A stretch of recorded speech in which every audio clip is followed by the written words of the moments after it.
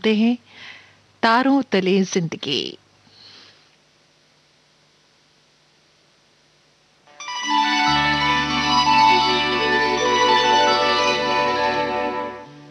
तारों तले जिंदगी इस सीरीज में हम आपके लिए लेकर आए हैं हिंदी साहित्य जगत की कुछ चर्चित कहानियों और उपन्यासों पर केंद्रित नाट्य वाचन। इस कड़ी में प्रस्तुत है मुंशी प्रेमचंद का लिखा चर्चित उपन्यास प्रेमा।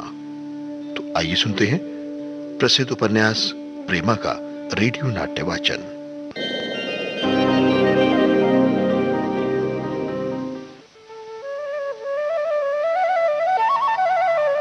पूर्णा ने प्रेमा को देखा तो झपटकर प्रेमा से लिपटकर फूट फूट कर रोने लगी।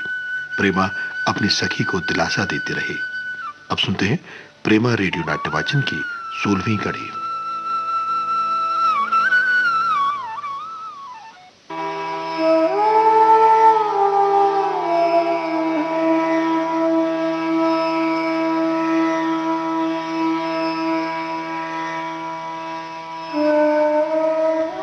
इस दुखियारी अबला का दुख बहुत ही करुणा योग्य था, जिसकी जिंदगी का बेड़ा पार लगाने वाला कोई नहीं था।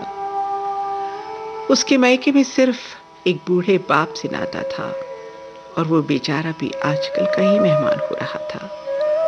ससुराल में जिसने अपनाया वो परलोक सिधारा, न सास न ससुर, न अपने न पराए। कोई चुल्लू भर पानी देने वाला भी दिखाई नहीं देता था। घर में इतनी जथा जुकत भी नहीं थी कि साल 2 साल के गुजारे भर को हो जाती। बेचारे पंडित जी को अभी नौकरी ही करते कितने दिन हुए थे, जो रुपए जमा कर लेते, जो कमाया बस वही खाया। पूर्णा को अभी ये बातें नहीं सूझी थी। अभी उसको सोचने का अवकाश ही नहीं मिला था। हाँ, बाहर मर्दाने में लोग आपस में इस बारे में जरूर बातचीत कर रहे थे। 2-2.5 घंटे तक उस मकान में स्त्रियों का ठट्ठा लगा रहा, मगर शाम होते होते सब अपने अपने घरों को सिधारी। त्योहार का दिन था, वे बेचारी ज्यादा ठहरती भी तो कैसे। प्रेमा को कुछ देर से मूर्छा पर मूर्छा आने लगी थी। लोग उसे पालकी पर उठाकर वहां से ले गए और दिया में बाती पढ़ते पढ़ते उस घर में सिवाय पूर्णा और बिल्लू की कोई और नहीं था। हाय, यही वक्त तो था कि पंडित जी दफ्तर से आया करते।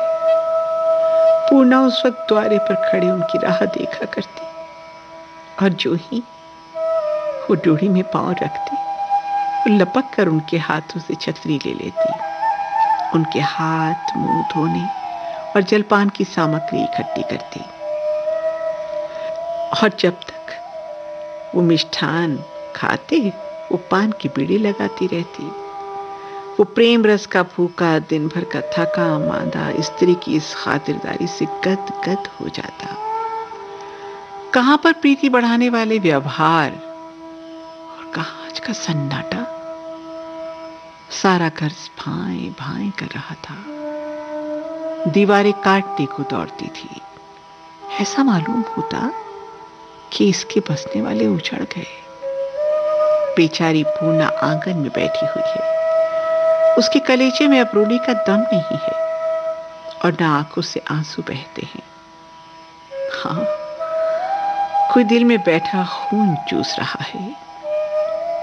वो शोक से मतवाली हो गई है। नहीं मालूम इस वक्त वो क्या सोच रही है। शायद अपने सिधारने वाली प्रिया से प्रेम की बातें कर रही है या उससे करजोड़ की विनती कर रही है, मुझे भी अपने पास बुला लो।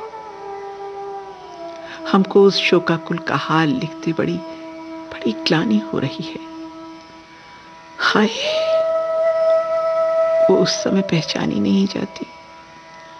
उसका चेहरा पीला पड़ गया है, होठों पर पपड़ी जमी हुई है, आंखें सूज गई हैं, सर के बाल खुलकर माथे पर बिखर गए हैं, चूड़ियां टूटकर चकनाचूर हो गई हैं। हाँ, लंबी लंबी सांसें आ रही हैं वो चिंता, उदासी और शोक का प्रत्यक्ष स्वरूप मालूम होती है।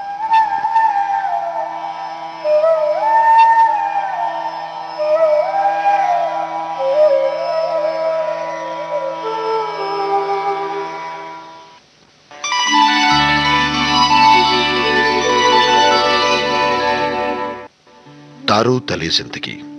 इस क्रम में अभी आप सुन रहे थे मुंशी प्रेमचंद का लिखा उपन्यास प्रेमा का रेडियो नाट्य वाचन।